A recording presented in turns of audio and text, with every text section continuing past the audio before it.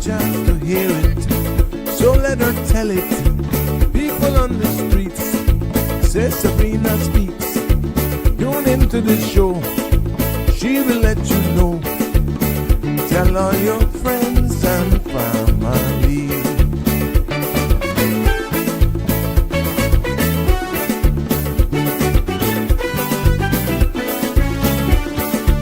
Real talk is no joke. You get the news straight up from grassroots and concerns. You can hear with some people gone. So tell all your friends to tune in to the Good evening, show. Cayman. I'm Sabrina Turner, and welcome to Sabrina Speaks, your daily dose of clarity, truth, and community insights. Every weekday from 5 to 6:30 p.m., we're tackling the issues that affect you, from national headlines to grassroots concerns. Whether you're in traffic or winding down your day, this is your chance to hear it straight and speak your truth. So buckle up, Cayman. We're not holding back. This is the show. We gotta let you know. Now we got to go.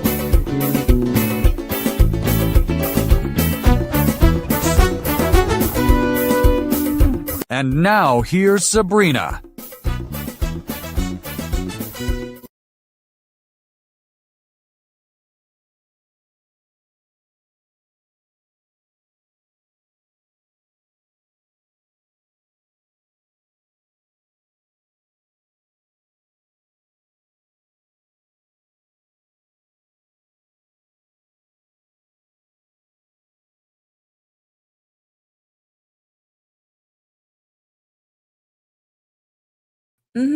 Hey, happy Monday. How are you? It's good to have you here with us, to my family and the Sabrina Speaks family near and far. Hello, hello, hello. Welcome, welcome, welcome to another episode of Sabrina Speaks. Yes, right here on cmrtv.com. And we are, as you know, Voices of the Islands, Conversations for the World, and the podcast where voices rise as stories unfold and inspiration takes center stage. For all of you first timers, thank you so much. I see you following and liking and sharing, and I'm getting the behind the scenes after show messages. Thank you so much. I'm a little behind on some of my WhatsApp messages for those who are just tuning in. And I just was a bit under the weather on Saturday. Oh, God, I thought I was coming down with that bad flu, but I followed my body and I purged myself with a lot of water and stuff and just pretty much crashed out. And then I started to feel better on Sunday. And you saw the pictures as Palm Sunday was there. And I will share some of my, you know, when I'm feeling better, put it like that. Eric pretty much says, oh, yeah, you feeling better. Stove got going and the oven got going and people started eating. So I'm just happy, whatever it was going on with me, I just could not. All of my appointments, every one of my errands that I had to do on Saturday, I just could not move. I was really, really concerned that I was coming down with that bad flu. But thank you, Jesus, because I don't normally get sick. It wasn't. And whatever it was, thank God it has gone and I'm feeling much better. That showed in some of the captions that I shared on my Facebook page with you all yesterday as we welcome and usher in this Holy Week for our festive season. But it's good to be back with you on this Monday. Yes, yes, yes, because I know we're winding down the month of March, and we have focused the entire month of March all around the world on women. Tomorrow, I'll be dedicating a show to that because there was just so much going on. As we end and acknowledge, I have been shared a very nice background of Miss Lucille actually shared something with me by email. So to let you know, I did receive your email. And I'll be dedicating a show tomorrow, going back in history and coming forward, not just from the political side, but, you know, based on research and so forth, of women who have been very instrumental here in the Cayman Islands, who have paved the way. So yeah, I will do a segment on that tomorrow for you. And I'll share, of course, some image in this poem that Miss Lucille actually sent me by email. And I thought it was only fitting for me to to put that a part of the package that I'm putting together for you tomorrow. But, kicking off the Easter holidays, I was out and about today, yes, catching up on my errands, and I'm seeing a lot of the tour buses. I could recall seeing 2 cruise ships in the harbor. And, Smith Cove, I drove across Smith Cove and OMG, these tents are getting bigger. It's really like you're relocating your home. And it just pushed me to pull this show up a little earlier because you could see, and the tourists, unless they tell them on the cruise ships or the tour operators actually explain to them what's going on, it crossed my mind, what is going through their mind when they go to these beach sites and see all of these tents and stuff? Well, I know my Caymanians, they are ambassadors. And I'm quite sure if they come across and they question that my Caymanians will explain to them if they're like, this is how you live. Because, some of them think we're still sleeping in hammocks and living in thatch huts, right? But we have some very sophisticated campsites, let me tell you. So it's camping on steroids here. But hence me pulling today's show up a little earlier than I anticipated, because I was wondering what's going through their minds as they disembark and they make their way either along 7 Mile Corridor, but specifically was what I saw on at Smith Cove, Smith Back-A-Dare. And I was saying, oh my gosh, I wonder what's going through their mind. So hence today's special edition of Living by the Shore, Understanding Cayman's Easter Camping Culture. Because, like I said, every year during the Holy Week, and some have started from last week. I took a drive out to East End on Thursday of last week, and I saw tents already pitched across from Cox up there on the government site.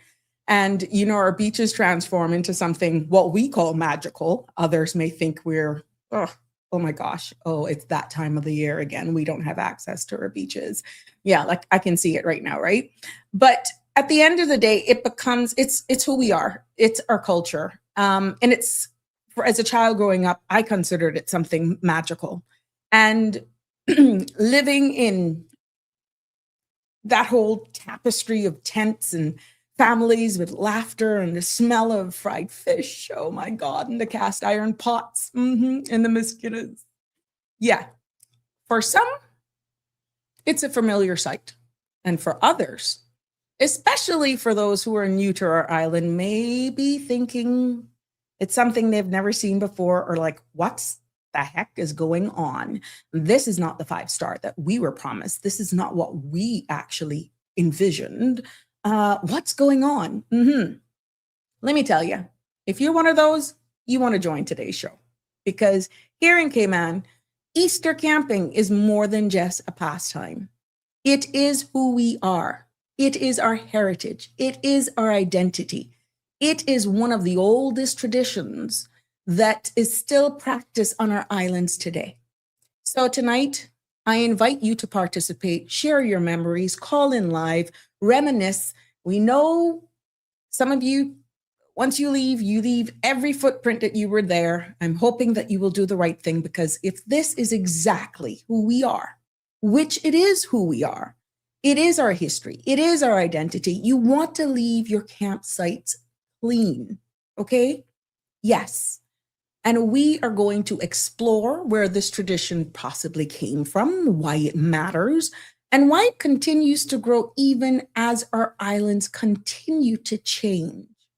And we're doing it in a way, and I'm hoping that it welcomes everyone's. And if you didn't understand it before, I'm hoping that by the end of this segment, this show, you will understand it. Caymanians, residents, visitors, you name it, because understanding each other's culture is how we build, in my opinion, a stronger, more respectful community. We have heard it here on this platform that everybody is pretty much infiltrating who we are, and we don't stand up for one another anymore or enough. Now, this is the time of the year that you see it. Really, and it's a little different. So I encourage you to grab a beverage, tell a friend, share the link, and let's honestly take a journey to the shoreline and to places where our culture lives, breathes, and continues to thrive. Now, I did not get the opportunity to take some pictures, but I'm quite sure there will be some. And I respect people's privacy, but hence it came about as I drove by Smith Backendare today on my way home. 345-936-8255 is the number to call and be a part of this conversation this evening. I always love your feedback. I love your contribution. I love when you I love when you call it and contribute as well. Marshall, you giving trouble. I see you, my friend. That's exactly where I want to be. But I'm loyal, just like yourself. I'm dedicated, and we show up. 5 o'clock somewhere. I'll share what Marshall is sharing with me behind the scenes with you in a second. Yes, so 345-936-8255 is the number to call. Let me know where you're streaming from. Let me know what you're doing right now, like Marshall is doing. He's tempting me very, very much this evening to be a part of this discussion as we continue to evolve and grow in this space. But remember, the content you're about to hear, including any decisions, discussions, or opinions from myself, guests, and our participants, is intended solely for general informational and entertainment purposes. It's not a substitute for professional legal, medical, or financial advice. So I encourage you to consult with a qualified professional for your specific concerns. Bridge Media Limited and all its affiliates disclaims all liability for any decisions or actions taken in reliance on the information presented. It's good to be back with you this evening. And I know you guys are planning. You're out there already in the elements. But here is this evening's weather report for this evening and into tomorrow. Yes. The synopsis calls for moderate to fresh winds and rough seas that are expected, especially over the eastern and northern coast, as the pressure gradient remains tight over the Northwest Caribbean. A small craft alert is in effect. Moisture embedded within the wind flow of high pressure system can produce a few early morning showers on Tuesday. Radar imagery shows isolated showers in and around the Cayman area. Now, the forecast for tonight. First of all, there is a small craft alert that is in effect for tonight and into tomorrow.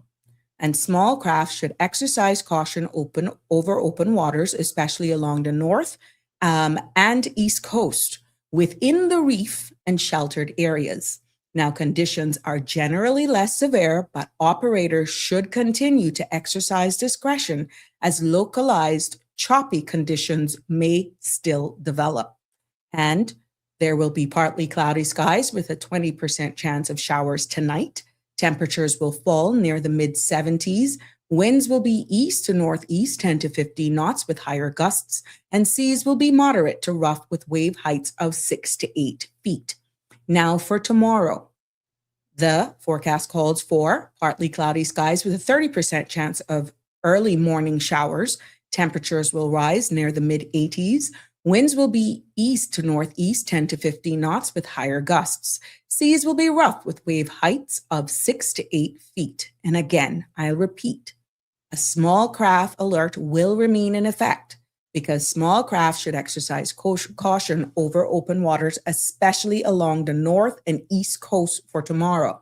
Now, the same applies, like tonight, within the reef and sheltered areas. Conditions are generally less severe, but operators should continue to exercise discretion as localized choppy conditions may still develop.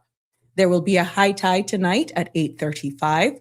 Tomorrow, there'll be a low tide at 2:36 in the morning and another high tide at 8:27. The sun will set this evening at 6:38 and sun will rise tomorrow at 6:21. Now, the outlook is for similar conditions through Wednesday morning, where the pressure gradient is expected to weaken. So I hope that all of you boaters out there, because it is that season, that you follow these warnings and you keep these cautions and you keep abreast and updated with all our local media to be safe on the roads. We want to have a festive Easter season. And I know a lot of watercrafts are going to be out there. People are going to be out in the waters. You're going to go out in your boats and all that sort of stuff. Lots going on. So you want to keep it locked. Make sure you know exactly what's happening with the weather. Now let's take a look at this evening news happening right here in the Cayman Islands, starting with local news first. Now, the ministry responsible for Caymanian employment and immigration, along with the Workforce Opportunities Residence and Cayman Department, Resident Cayman Department, has confirmed that the long-awaited immigration law change will officially now take effect on Friday, 1st of May, 2026. Official says the new date ensures that every part of the system, from technology and forms to staffing and internal processes, is fully prepared to deliver a smooth transition for employers, employees, and residents. The original date had been set for April 2nd, but the government says the additional time was necessary to guarantee readiness and avoid disruptions. All stakeholders are encouraged to review the updated guidance as Cayman prepares for the new immigration framework to come into force now on May 1st. We will keep you abreast should there be any further changes. In other local news, the Cayman Islands government has approved new drafting instructions aimed at strengthening oversight for the national fuel sector. Now, officials say that the reform will enhance public safety, improve consumer protection, and create a more sustainable regulatory framework for the long term. Under the proposed changes, all fuel sector licensing and regulatory authorities will be consolidated under the Utility Regulations and Competition Office, URCO. Now, this means licensing responsibilities will shift from the Department of Commerce and Investment, creating a single, accountable regulator with clear powers for oversight, compliance, and enforcement. The government says the move is designed to modernize the sector and ensure stronger protections for the public. In other local news making today's headlines, police are investigating a robbery that took place late Friday night in the parking lot of Harbor Walk off Shamrock Road. Just before 10 p.m., officers responded to reports that a man had been attacked after leaving a local gym. According to the RCIPS, the victim was approached by an unknown man asking for help with changing of attire. After being led to a secluded area, the suspect assaulted him and stole a gold chain from his neck. A second man then approached, prompting the victim to flee. The primary suspect is described as having a brown complexion, medium height, athletic build, and low-cut hair. Police recovered evidence at the scene, but the suspect remains at large. The RCIPS is urging the public to stay vigilant and report any information to the Georgetown Police Station or Crime Stoppers. Also, in other local news, and all for our sports fanatics, yes, the Cayman Islands men national team has closed out the CONCACAF International Friendly Series with a 1-0 victory over the Bahamas on home soil. Now, the decisive win capped a strong performance from the squad, who maintained control throughout the match and continued to build competitive momentum.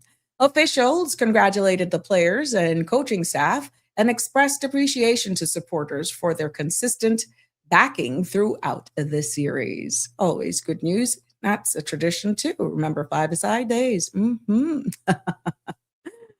Wrapping up this evening's local news, we got the cabinet has approved amendments to the Cayman Islands visa regulations, introducing new entry and transit requirements for nationals of 4 countries. The changes take effect this Thursday, April 2nd, 2026. Now, the updated framework, formerly cited as the Customs and Border Control Visa Entry and Landing Amendment Regulations 2026, is intended to prevent the Cayman Islands from being used as a transit point for irregular migration. Under the new rules, nationals of Peru, Venezuela, and will now require visas for both entry and transit. Nationals of Haiti and the Dominican Republic will be required to obtain an in-transit visas when passing through the jurisdiction. Now, Home Affairs Minister Honorable Nicholas DaCosta says the amendments are a proactive step to safeguard Cayman's borders and uphold international obligations. Targeted exemptions have been included to avoid disruption of legitimate travelers, including cruise passengers making short transfers for operational airline or medical crew. CBC Director Bruce Smith says that the strengthening regulations will enhance screening capabilities while maintaining the smooth flow of bona fide visitors. Members of the public and industry professionals are encouraged to review the full regulations and confirm compliance before arranging any travel. Let's turn our attention now to international news. In the United States, an estimated 8 million people took part in nationwide No King demonstrations, marking the largest single day of protest activity in the country's history. Organizers say the movement reflects growing public concerns over the democratic norms and executive power. Authorities reported largely peaceful gatherings across major states, with security forces maintaining a visible but controlled presence. Yes, that's what's happening all over.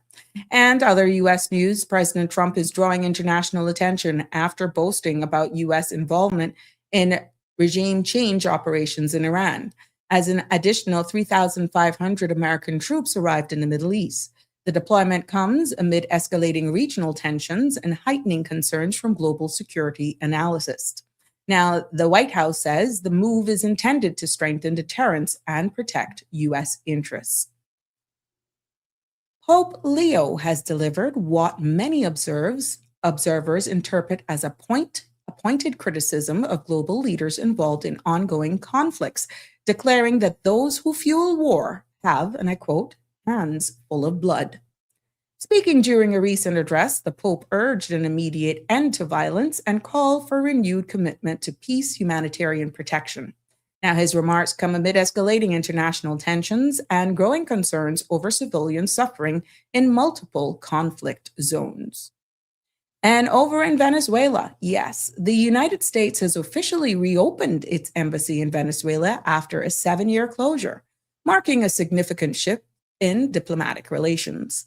State Department officials says that this move reflects progress in recent negotiations and a renewed effort to stabilize regional engagement. Now, the reopening is expected to expand consular service and reestablish direct diplomatic channels between Washington and Caracas. And to close out this evening's news, we take a look at what's happening in the business in our business news wrap-up. Global markets closed sharply lower today as surging oil prices, escalating Middle East conflicts, and tariff-driven inflation pressures continue to weigh in on investor sentiment. The U.S. markets ended the day in a decline as crude oil once again surpassed $100 per barrel, driven by intensifying conflict involving Iran and the closure of key shipping lanes. The Dow Jones, NASDAQ, and Russell 2000 all extended recent losses, with analysts noting deepening correctional levels pressures across major indices. Also, in energy, global markets are bracing for a systemic energy shock as a tanker tariff through the Strait of Hormuz has collapsed by over 90%, leaving more than 21 million barrels of oil stranded. Insurance premiums for vessels in the regions have quadrupled, and Asian economies also face severe industrial risk due to energy independence. In a report from Forbes reports that U.S. consumers continue to face rising prices as companies pass along the cost of President Trump's tariffs. A KPMG survey shows that 34% of major firms are now shifting most tariff-related costs directly to consumers, and over half expect to raise prices by 15% or more in the coming months. Now, some companies are increasing prices even on goods not directly affected by tariffs, signaling broader inflationary pressures across the retail landscape. Here in the Caribbean, regional economies are also bracing for the impact of higher fuel costs, and analysts are warning that elevated oil prices could increase electricity and transportation expenses across import-dependent islands. As tourism-driven markets, however, continue to show resilience as spring travel demand remains strong. And there you have it. That closes out our business wrap up for today. And we're going to keep you informed. Definitely right here on Sabrina Speaks. We get it. We're going to share it with you. There is a new one that I got up just before coming on that some store in the UK ordered 380 some bananas that they ordered. Now they have so much bananas that they're going bunkers. But I'll come back to that later on. But that was quite comical. Now they're trying to figure out what they're going to be doing with all of these bananas. And they're sharing recipes. It's a little town and the weather's been so bad they can't send it back to the mainland. So before all of these bananas spoil on them, they are actually giving them away. Hefty price for a simple mistake. You call it a typo. Good evening. Welcome. Happy birthday, happy anniversary to everyone celebrating a birthday over the weekend or today, anniversary as well. From all of us here on the Sabrina Speaks family, we celebrate with you as well. And for those who are mourning the loss of a loved one, our sincere thoughts and prayers are with you. Mitzi, how are you in the north? Happy Easter to you too, my friend. Hi, Annie's in the house. Connie Bonnie, let me see what kind of orchids you came home with now, because I saw some images. If you guys went out to the Botanical Park this weekend, they had, oh my goodness, what a sight. It was so beautiful. And from all accounts, it was well attended. And I am so happy that you guys, for all of you plant lovers, I'm horrible at those things. But from what I'm seeing, there were some beautiful orchids there. Yes, Connie was in heaven, I am sure, because she constantly volunteers. And I'm hoping that that calmed you. Yes, and everybody who went and bought up for this Easter. Yes, Miss Dorothy's in the house. Live happy. How are you? Happy Monday, short and week as we are in the Holy Week and Easter. Yes. Ladies and gentlemen, Marshall is in the house and he is just boasting on me today as he is sharing with me that there's 5 o'clock somewhere. And look at what the brute did. Look at what he did. That's what Marshall does me behind the scenes, and you have to keep a straight face. So there we go. That's Marshall having a whale of a time. Kudos to you. You deserve it, my love. Good evening to you. Love you lots. And you just enjoy those beverages. One of these days I'll join you. I'm sure. What a time we would have. Oh my God. Like the good old days, huh? Thank you for sharing that with me, and thank you for allowing me to share it as well. Damian Henry, hey, how are you? Happy Monday as you embark on this Monday, shortened week here. Doubt kills more dreams than failure ever will. You know, that's why you gotta step out in faith, Damian. Thank you for sharing that with us this evening. Connie Bonnie says, I'm leaving work now and is about to take that route home. Good for you. Be safe on the road and go and look at your orchid babies, I am sure. Miss Dorothy is from Florida. Thank you for having us with you, Miss Dorothy. It's always a pleasure. Yes. Connie, so what about the Philippines? What about them? What happened? You're driving. Okay. Philippines with what? With their shorten on fuel? I don't know what you're asking about. Just tell me and then I'll try to answer. Yeah. What am I seeing? Oh, okay. Waking up the Cayman Islands. Yes. The time change here in the UK might not stay for the full show, but thank you for joining me. Anyhow, it's a pleasure to have my UK family. And also Real Michelle, where is she? It's been a while. I know she's been going through some stuff. So yeah, and my Australian crew, I got a Belize crew, I got a Nicaraguan crew. I see you, nurse. Thank you for all the love. Yo te quiero mucho, mi amorcita. Yes. Some of you said I got that Spanish thing down the other day. People were laughing at me. Oh, with the visa? No, it's only what I said in the news. I will dig more into that, Connie Bonnie, about the visa for the Filipinos. I will dig more into that. We know that there's an ongoing investigation, and Sandra had did an entire expose on whatever was going on there.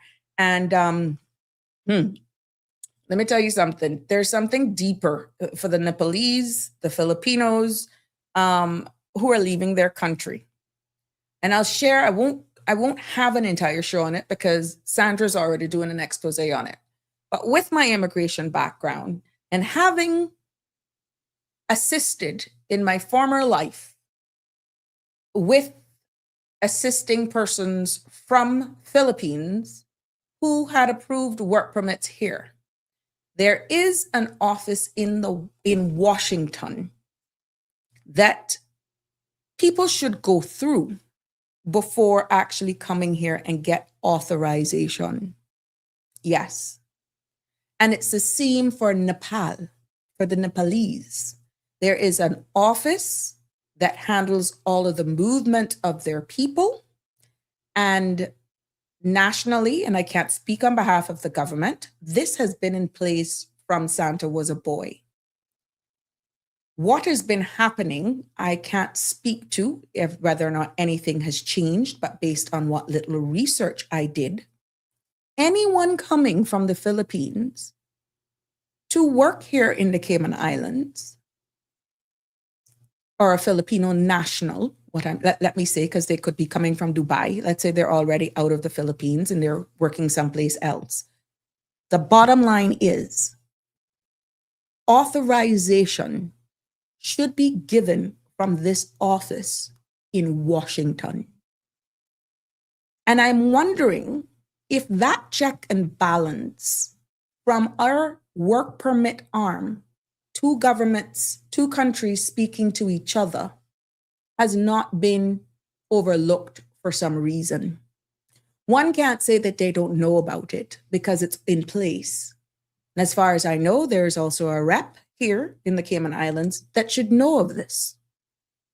And there was a letter that employers would do asking for permission, attaching, let's say, trade and business, who they are, their ideas, their employer, go through this particular vetting office in Washington, attach the work permit, and they would say whether or not, it's okay.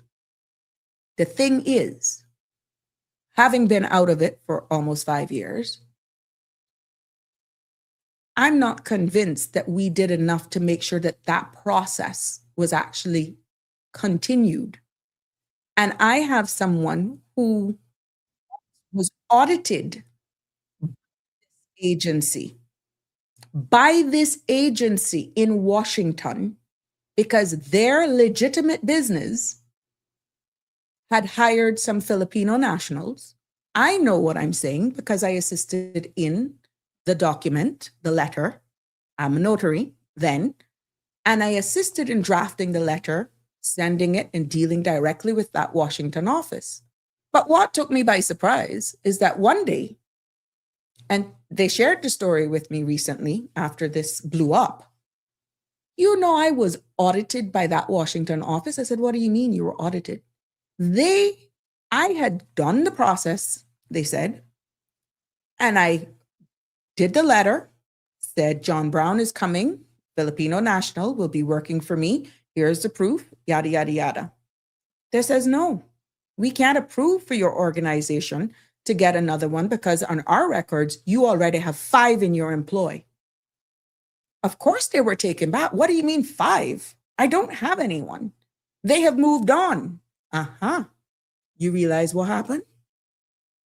The responsibility, now whether it's this country or in this case, the employer, they were supposed to report back to Washington office every time a Filipino national that they did the process for had moved. And they didn't do that, of course, not thinking about it, right? And when they went and did the regular process for a new one, not having any Filipino nationals in their organization at the time, they says, hold up, on our records, you got 5. They had to declare, no, these people are no longer in my employ. This is from when they were employed, yada, yada, yada. So where is the missing link in all of this?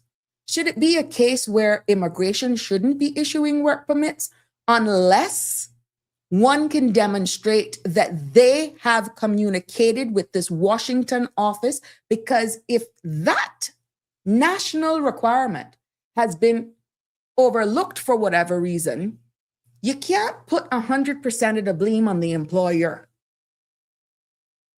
That is a national agreement to track these Filipino nationals. And in that letter, and I don't mean to digress, it's only because it came up. In that letter, the employer was stating how much the salary is, where they would be living, and God forbid if they died in the Cayman Islands, that holder of the work permit, that employer in that agreement with that Washington office says, I'm responsible for repatriating the remains back to their country of origin. Yes. If something has changed in all of these work permits that we have been issuing to Nepalese, Filipino nationals, and any other countries that has a foreign office to keep track of their very own people, then how have they been granted work permits? If that is an international requirement, something is wrong with the process. Because when I last checked, it's still in place. So it begs to question, how many Filipinos do you have in your employ right this minute that you may have employed whilst they were already here? Have you done your due diligence? And what if you are an employer and you were the one who brought a Nepalese or a Filipino national to this island to work? You would still be on record for being responsible for them if that government decides to hold the last person on record responsible for, God forbid, their demise. There is a process, my friends. And with the allegations that are coming out about how these people are being mistreated, how they're being used, at the end of the day, if it's human trafficking and all that sort of stuff, you don't want that to go back to say that Cayman Islands is harboring that kind of a behavior, when in fact, there's a critical process for whatever reason that has somewhat fallen along the wayside, and these people are not being filtered through that Washington office. Then, this is not about pointing fingers.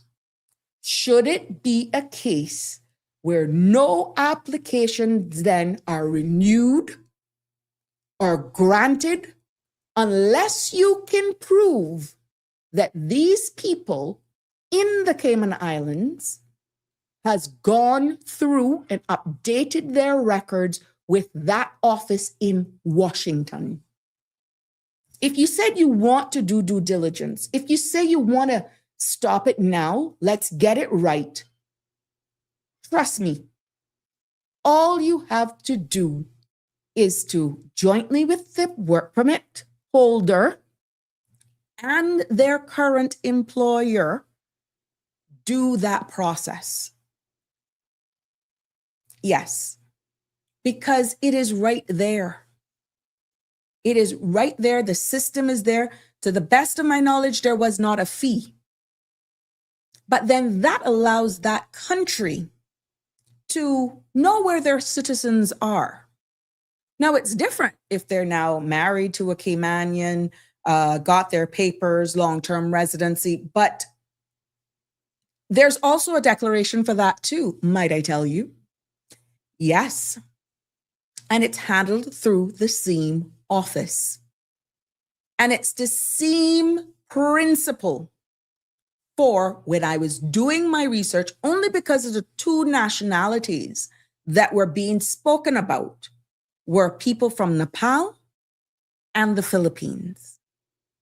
What I am trying to avoid is this country getting labeled that we are actually creating this environment for these nationals to be taken advantage of when there's a critical step that no one can tell me is still being or is being followed before a work permit is granted or considered.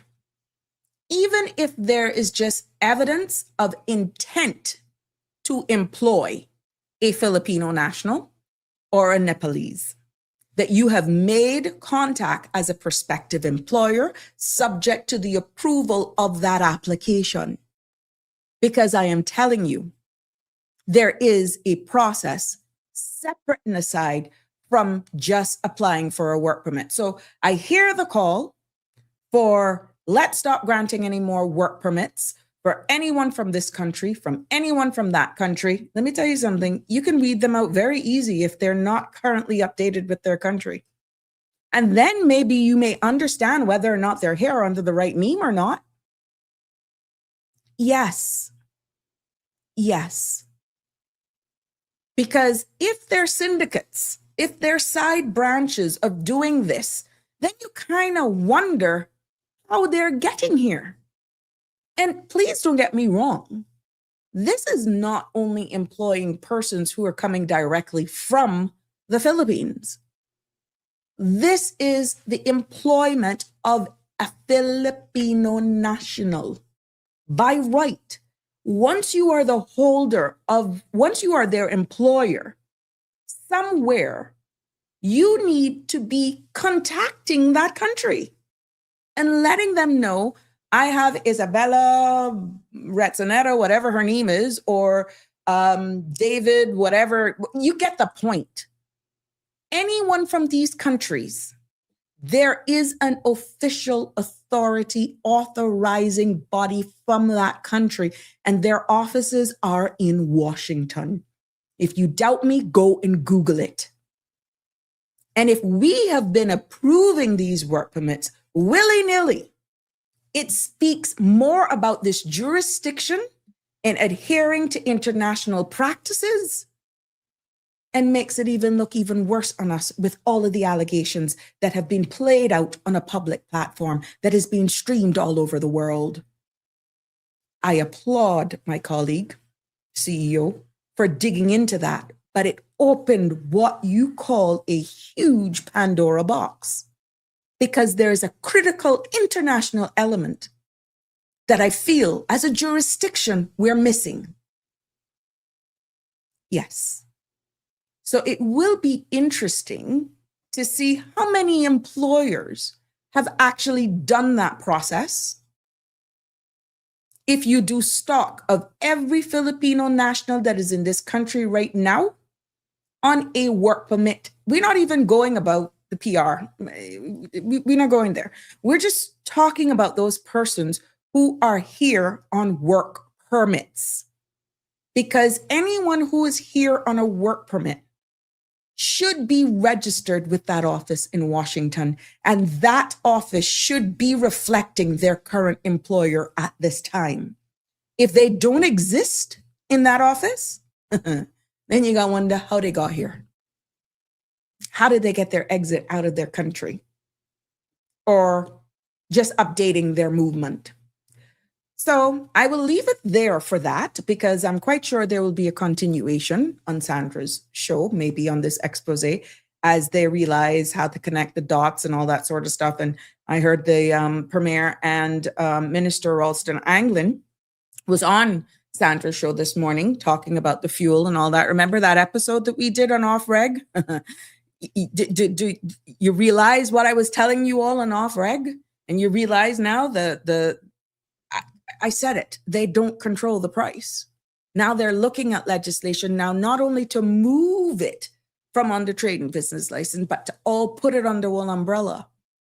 I told you guys, no way saw this one coming, but I told you if you go back to some of my episodes, it will all make sense.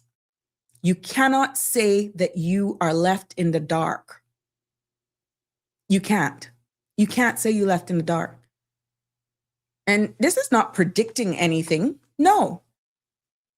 We highlighted the powers of off-reg here, and I applaud this government for now actually taking it on board. But yeah, that is the latest that we have on that developing story. And then in the same conversation this morning, because it was shortened, I'm quite sure they'll be back on to go in more detail. Then they talked about how this new, where government departments don't speak to each other and that sort of stuff, which some of the things that Sandra highlighted just by sitting behind her computer and going on here and going on there, she pretty much exposed an entire world that has WORC, that has CBC in the center of this. And yet there's a critical step that I've heard nobody talked about. Not in any of those discussions did I hear where, has anybody been going through this office in Washington? I never heard it. But that exists, and it exists for a reason. And I feel nationally, we have a reputation to protect. And if some of these unscrupulous employers were really going through, and some of the bad actors that were getting in as well, if they were all being filtered through that Washington office, there's a greater chance some who are being described now in this country would have never been allowed here because they would have followed. Now, at what point of the process? At what point of the process should that take place? Is a different thing now. Which one comes first, the chicken or the egg? Because back in the day, with what I explained to you in the letters that I was instrumental in doing, and I personally had to do it for myself as well, because there was one that was here, Filipino national, that was employed by me, went home on rollover, I think for a year, 2 years, whatever had happened. And I brought them back directly from the Philippines. And I thought it was a norm. I personally did it myself, and it wasn't hard. I had nothing to hide, but that was a service that I offered as well. But I didn't see where even their work permit came with the condition that I went through Washington. And there was nothing that says once the person arrives, or should I get authorization from Washington or wherever their head office is, that I should funnel that back to them days it was immigration. Nothing. So it tells me we're missing a critical point. Let me go to some of the comments because I love to hear your feedback. Keith says, why is the governor removing the ombudsman from office? I find her to be an honest, hardworking Caymanian woman who is fighting for the rights of all Caymanians. I don't know, Keith. We just have to watch that unfold. I can't speak to that. I guess at some point the government or the governor's office will actually make a statement out on that. And please remember, I did an entire, I think, 2 episodes on the role of that position, on that office, that role as well. So Keith, I don't know. Let's follow that up, but thanks for highlighting that. Plain and Straight said, going back on that, there was the first heading that it made was that there were reports. It was alleged that a number of reports were made to the governor based on how they were treated in the department, like staff were reporting how they were being treated and outbursts and something like that. This is just by memory. But you know what? Officially, I'm quite sure at some point an official statement will be made if that is the latest development. It hasn't crossed me yet. So, yeah. So let's see. Plain and Straight, good evening. Hi, how are you? Good to have you. Cheryl, good to have you watching us. Thank you so much. Harry. Hi. Denver says, the rep highly involved in help of her or his own, most natural to help your own. Oh, okay, probably. Gotcha. You're following along with the conversation. Yes, must communicate with our immigration. I'm thinking you're getting the authorization for these nationals coming out. Yeah. So I don't know what's going to happen, to be honest, with that, but there is a process that I feel nationally we're missing, and it should be brought into alignment with this particular office in Washington. Plain and Straight said, the last statistics that I saw, there were over 7,700 work permits issued to Filipino nationals. How can this requirement not be well-known fact? Well, my love, I am telling you that there is a process. There is a process, and whether it's enforced, upheld, but now you see, this now has opened whether or not these people have gone through this office.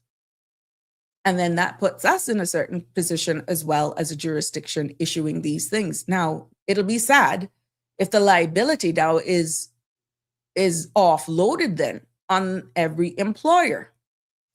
And this is why I say, just like the transitional provisions, I feel that if you find where you've employed a Filipino national here and you didn't know about this, that responsibility should be shared both by the employer and also the state.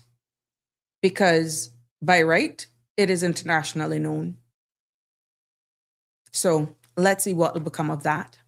Miss Dorothy says, the other day I was there, I noticed a lot of Filipinos. Yeah, they are here. Denver. Why do you think we have the prostitution market here? Same with driver's license. Little rub. Hi. Oh my God, you behave yourself, Denver. What's wrong with you? Andrew, it's good to have you here.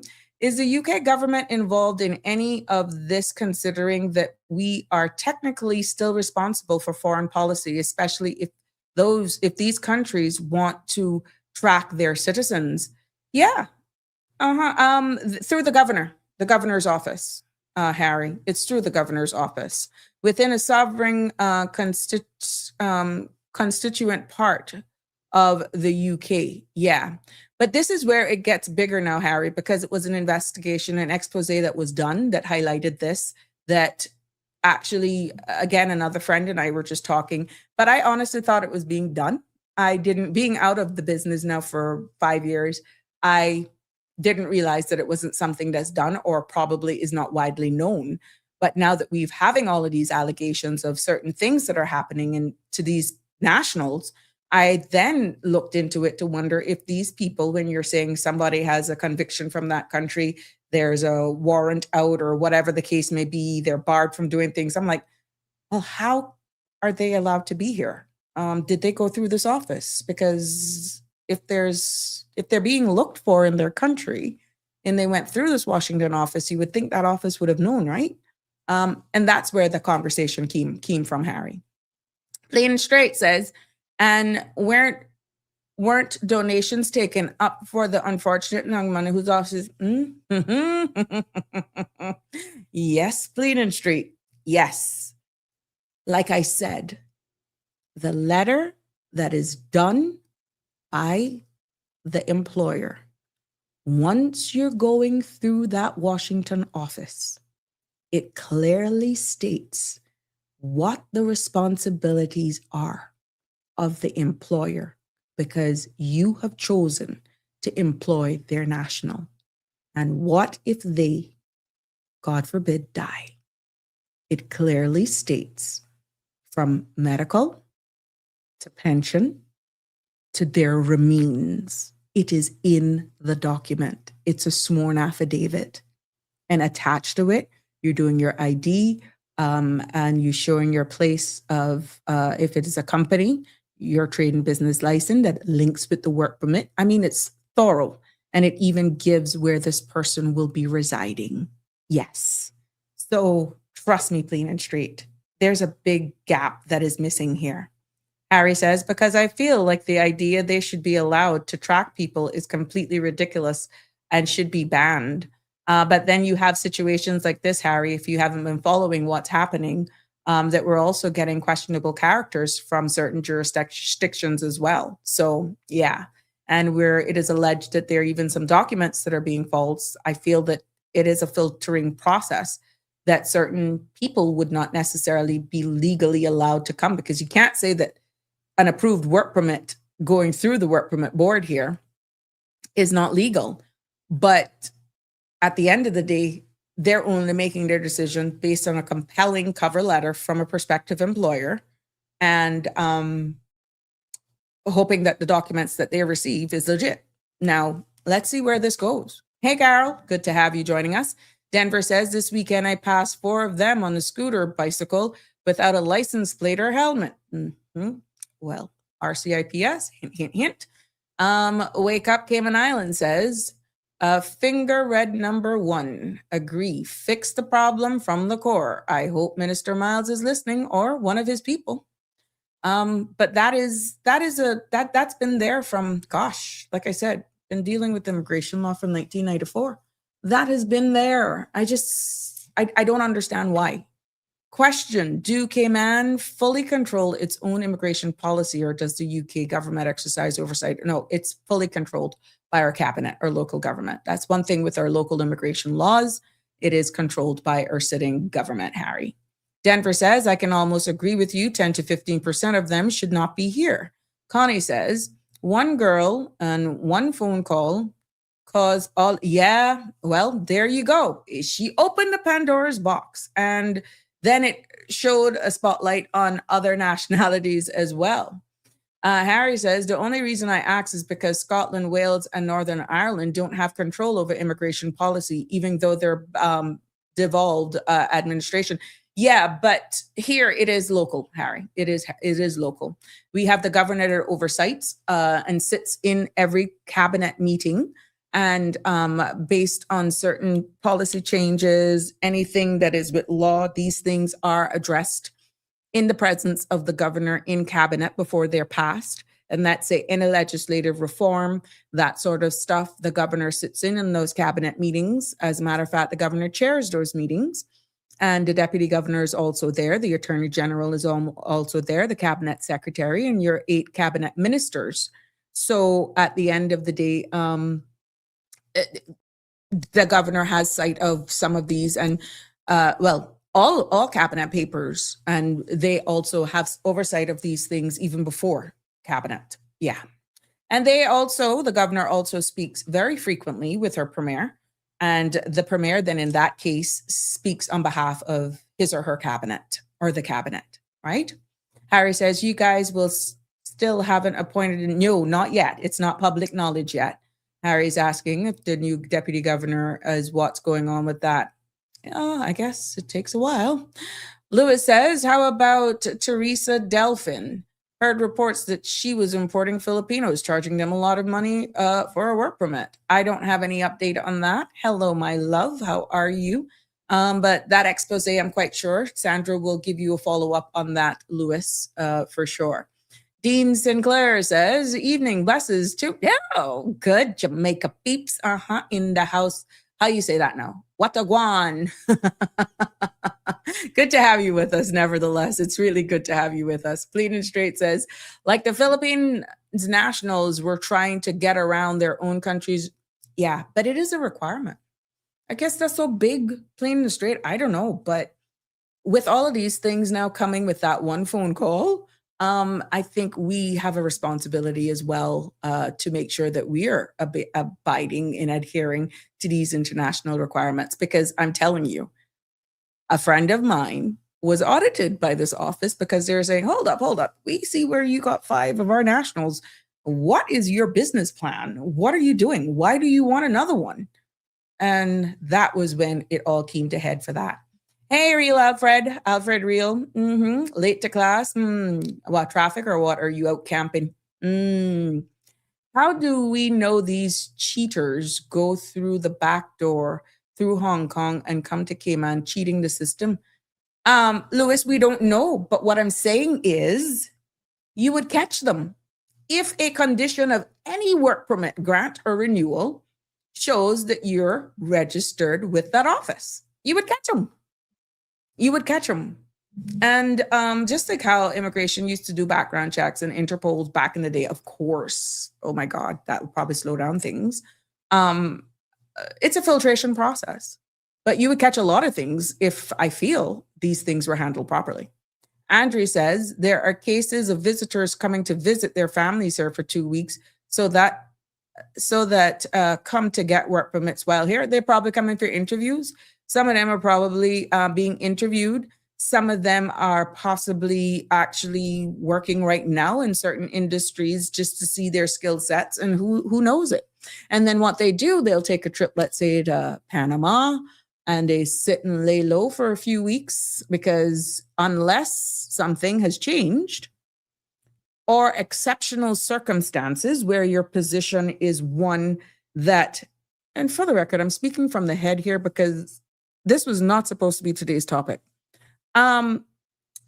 Anyone who is applying for a work permit right now under immigration law, and I stand to be corrected in case that has changed, which I don't think, unless it's a case of exceptional circumstances where the role that you're playing within that organization, or let's say in that household, is one that is so dire, a work permit should not or is not normally granted with you being on island, worse if you're a visitor, because it clearly states, based of you landing as a genuine tourist, that your immigration status for your landing requirements would change, because it would appear then as though you're no longer a genuine tourist as defined by immigration legislation. You would be seeking employment. So who lied on entry? Would you then hold even the sponsors accountable? You see, if you're doing these things thorough, and people would understand the liability that they take on, friend, family, or foe, when it is discovered that you have signed a surety and they are in breach of the pretense that they're being landed under because they're either being interviewed, working, come for the intents and purposes to secure employment, and you hold even who is their sponsor accountable, to me, you would have less breaches, but you got to catch them first. It's really not that hard, even with the broken system that they have right here now, because you can see the arrival of someone, and it isn't hard to figure it out. Their departure date, and then the date of an application being submitted for a work permit. And the requirements for work permit is what? A police record, right? A police clearance from their country that they were in, especially if they were there for 6 months. When was that police document issued? More than likely, they would have traveled with that.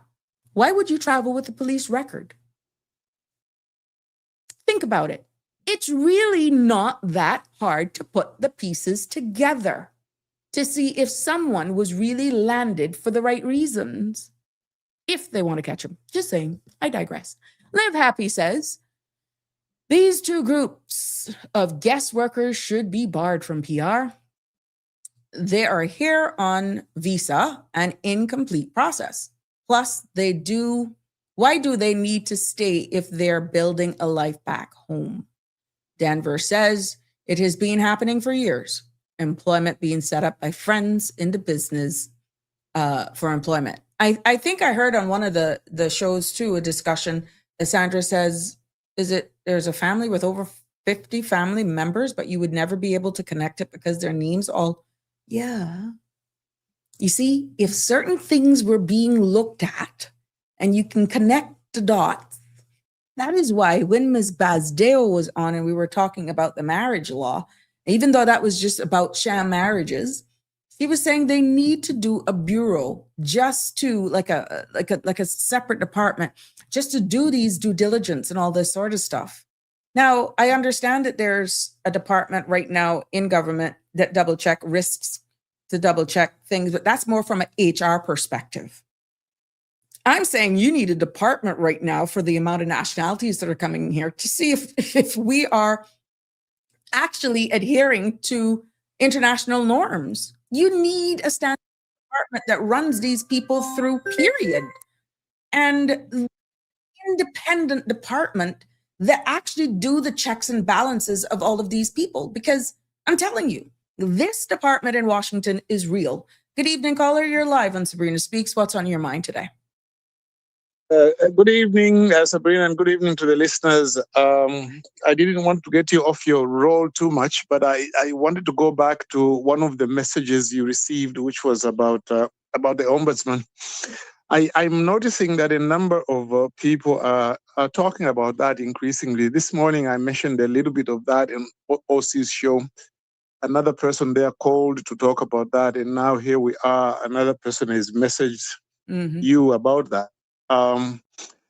I I mean, I know that we have talked about this before, and you talked about it before. But there's another dimension which I want to mention, which I didn't mention before, which I think is very significant and might affect the perception of the public with regard to what government does in some of these matters.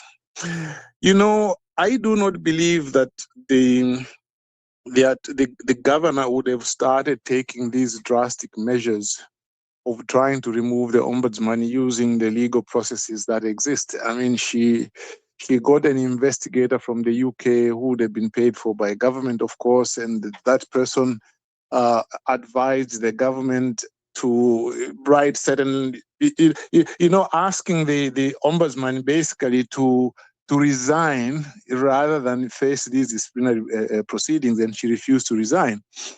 What I'm thinking, Sabrina, is I personally now have concluded that actually the people who want her out, it's not so much even the governor. I think it is the government that wants her out. And I'll tell you why. You're speculating all of this because right now, this is all speculation, but go ahead. No, it's not speculation. I was just going to get into why I have concluded that. Mm-hmm. Yeah, because a lot of times, you see, we are not in these cabinet rooms to understand what they are saying. But what we try to do is just look at the surrounding circumstances and then try to draw certain inferences. And that's why I have to be careful to say I don't have any direct knowledge that any discussion took place or didn't take place. But I think there are certain things which, since we know how government works, there are certain things that we don't assume that we can draw as inferences.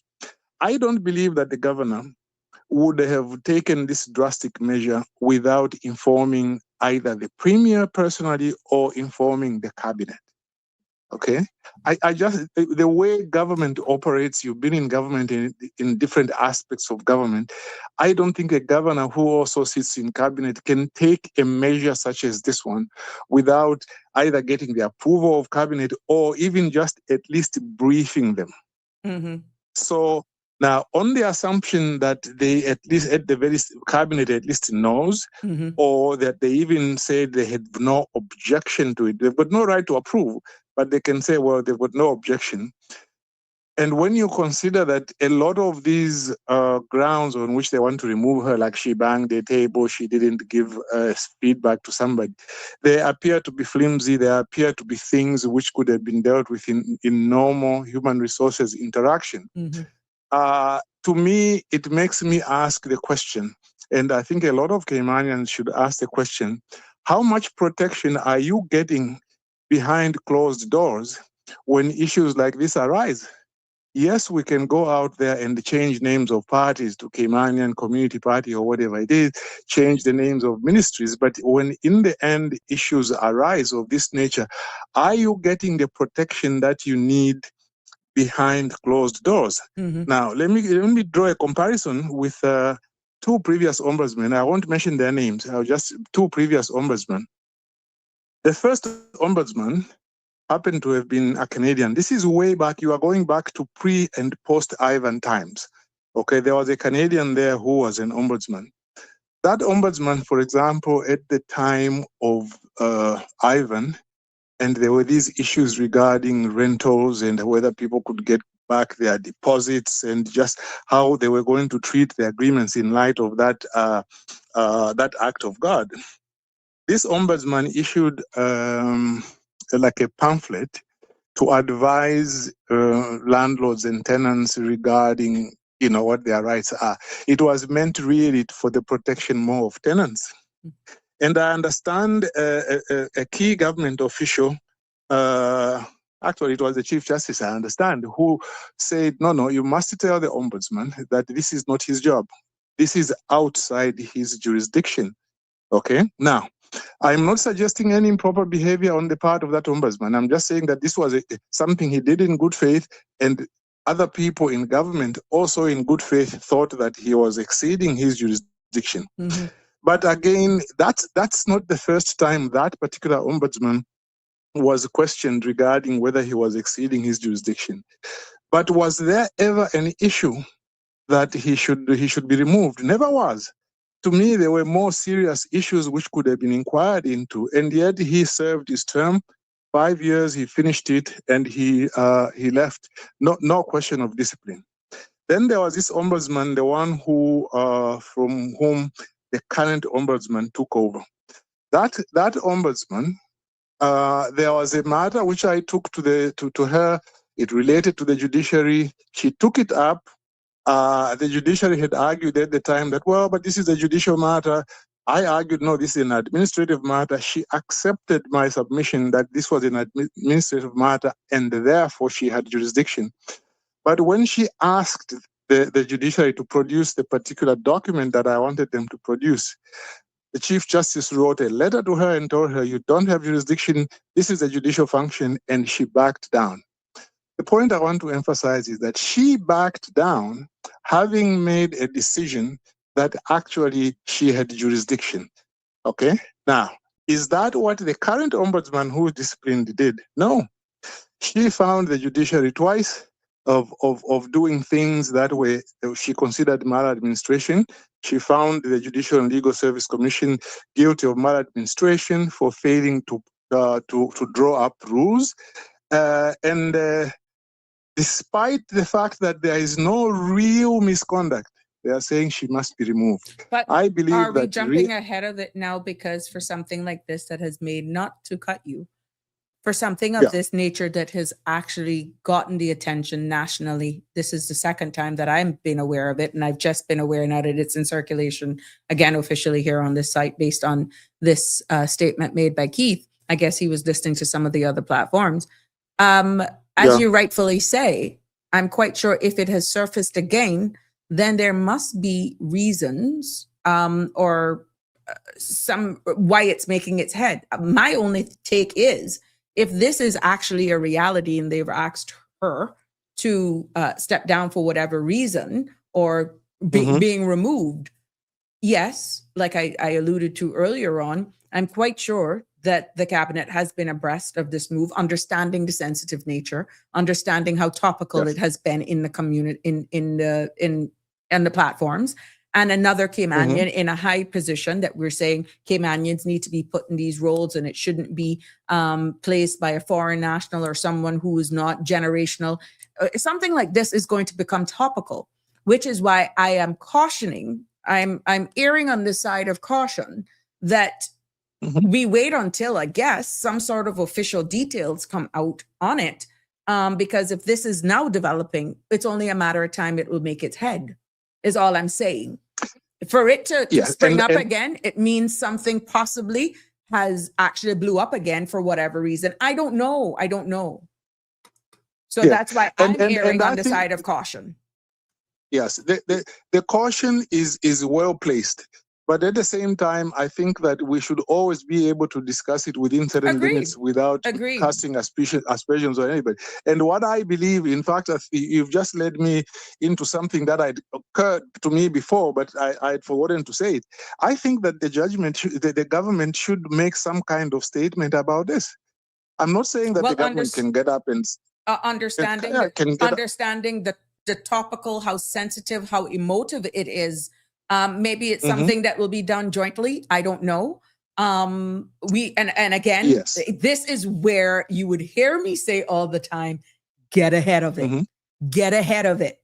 Control the narrative. Get ahead of it. Because this is not the first time. And like I said, it is just now presenting itself in this space because of Keith and yourself confirming it was another topical again in another space. But get ahead of it. Get ahead of it. Be it the governor in joint partnership with the premier, who's a representative of the people. You understand where I'm going with that? Get ahead of it. If, for example, they were briefed by the governor that she's going to take these measures and so on, they can at least say, I know they can't say whether they were, they can say, well, we were briefed, we are aware, we don't want to interfere, but we were briefed. At least they should be able to say something, a holding statement, more developing on this to come or something like that. And we will definitely keep you abreast with this. And that would be an opportunity as well to say, and explain in layman's terms the separation of powers. the operational arm. Exactly. And it will give them an opportunity to explain to the people from their lips the separation of powers, understanding where the role of the ombudsman, where that office falls, and the close connectivity to the parliament. Hello? That's why you want to break it down in layman's terms, because there's still only so far they can go. Yeah. Yeah, you see, that's what, and you see, just people also need to understand, as you say, it's a teachable moment in that you say, look, this is the separation of powers. Yeah. So we will say something, but we can't say more Correct. than X. Why? Because it's a separation of powers. However, we are elected by the people. We are responsible for good governance. We have these institutions which are meant to support democracy, such as the ombudsman. And as government, we want to support these institutions to become effective. But when an issue like this arises, we have been briefed, but we cannot interfere in it, particularly now that the matter is going to go to court. There must be somebody out there. There must be a statement from government to say that, well, this is what we thought.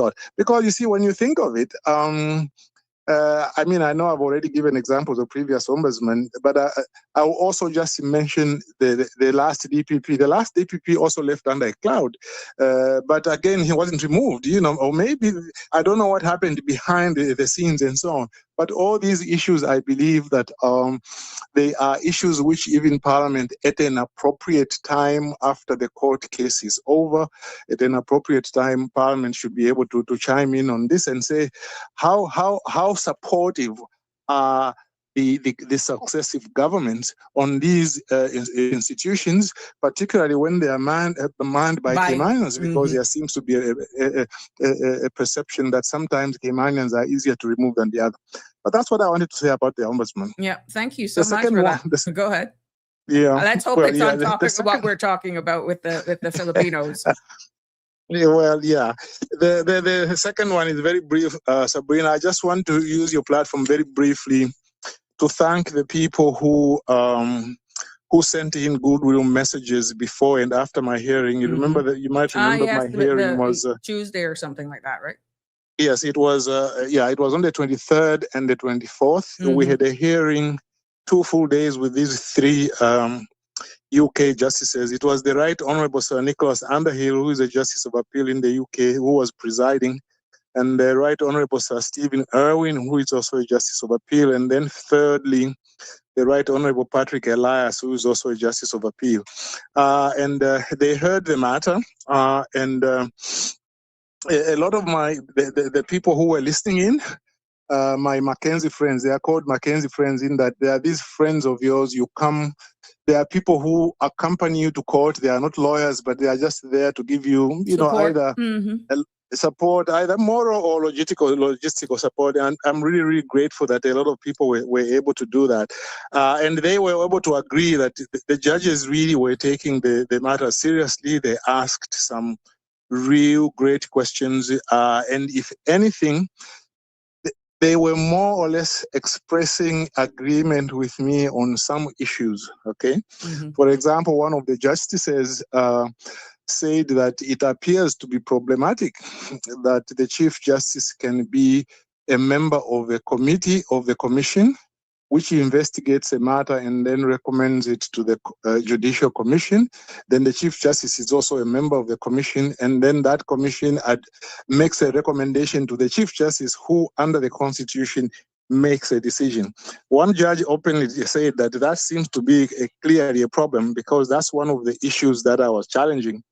Another one, which the presiding Justice, Lord Underhill, said something about, because one of the arguments which I made is not just that the structure is a problem, but also in this particular case, it does not appear that, in fact, the Chief Justice made the decision.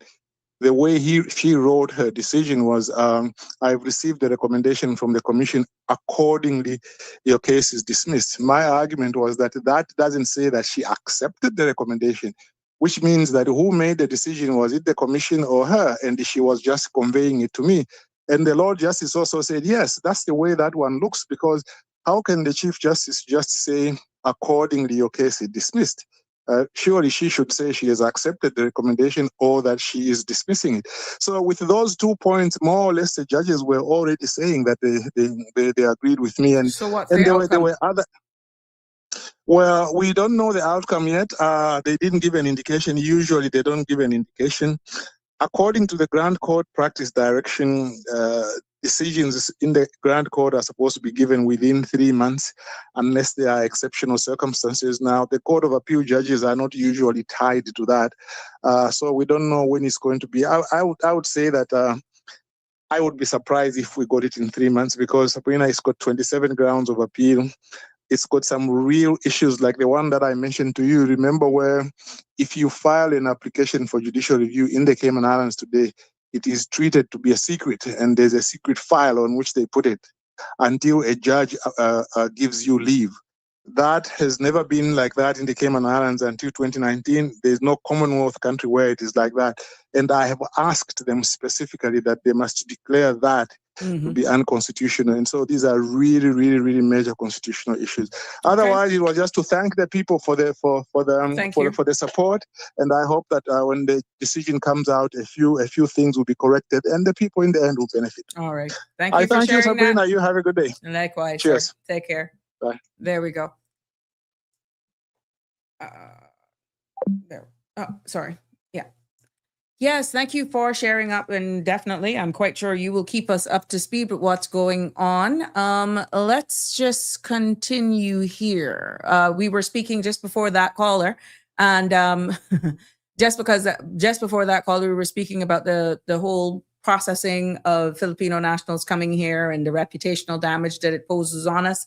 And clean and straight, going back for those of you just joining us, welcome to one and all. This is Sabrina Speaks here, as we are almost in the last half hour today. Harry was saying, okay. So the idea the governor would express UK approval if there were some reasons to block something. Yes. Yeah, there's a lot of dialogue, and it goes back before me, that there have been cases where in the past, which I can't go through because I'm young to this thing, where there have been some cases where certain things have been held back, but it is a process. Definitely things in time has changed. Denver was speaking about employment. Clean and Straight says, and are you able to check, and this is about Filipino nationals or Nepalese now, we're talking about getting back on topic.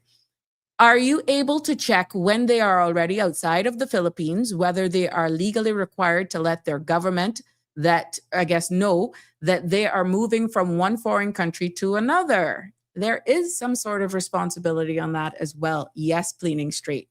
There is a responsibility. So it is shared, which is why I'm saying they are fully aware, but us being over here sometimes, whether it's not as deliberate, can be taken advantage of. I don't know. I'm not going to just throw that out there, Willie. That would be irresponsible of me.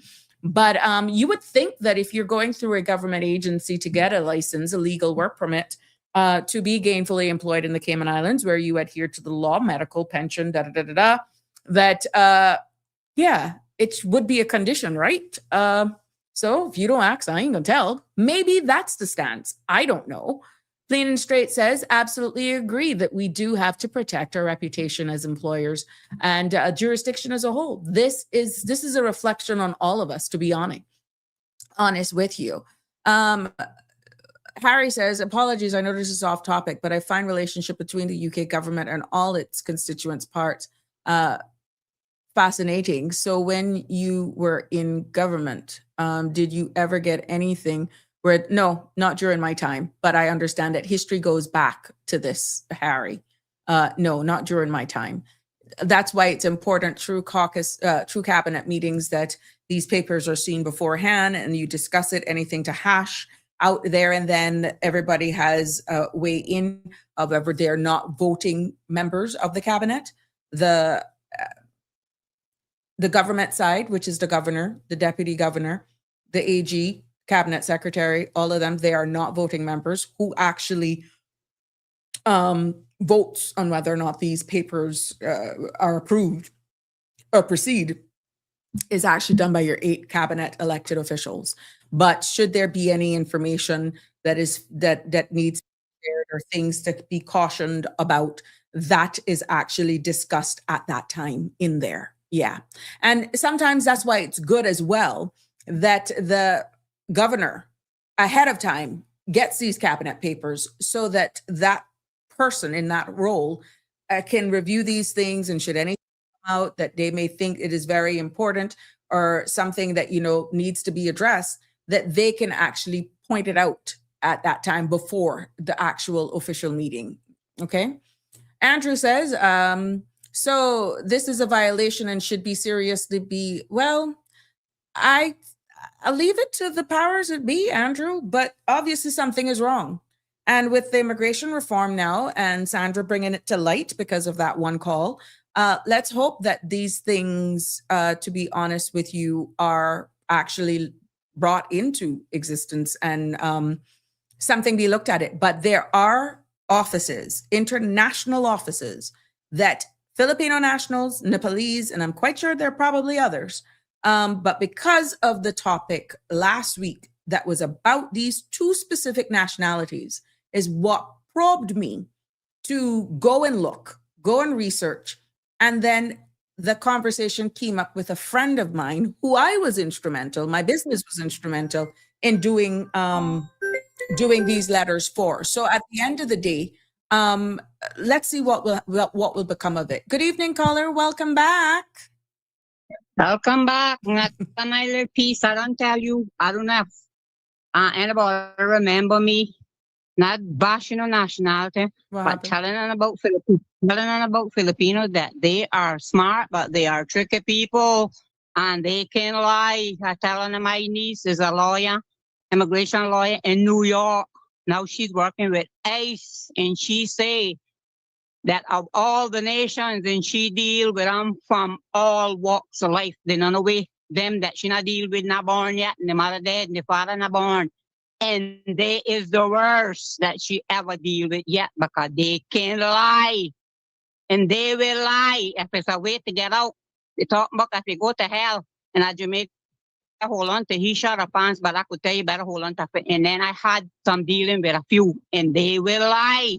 I was gonna kill one down and but lying on me that were working on had one of my in-laws. And she afraid of me like cat now. When she come out, had to bring anything, she drops it on the step, knock on the door, and gone running. I could bring on and she lie. Plus my friend that had the farm out, that had one. And the lies that she tell a woman, I keep telling a woman, this little old girl is a liar. You can't see through her.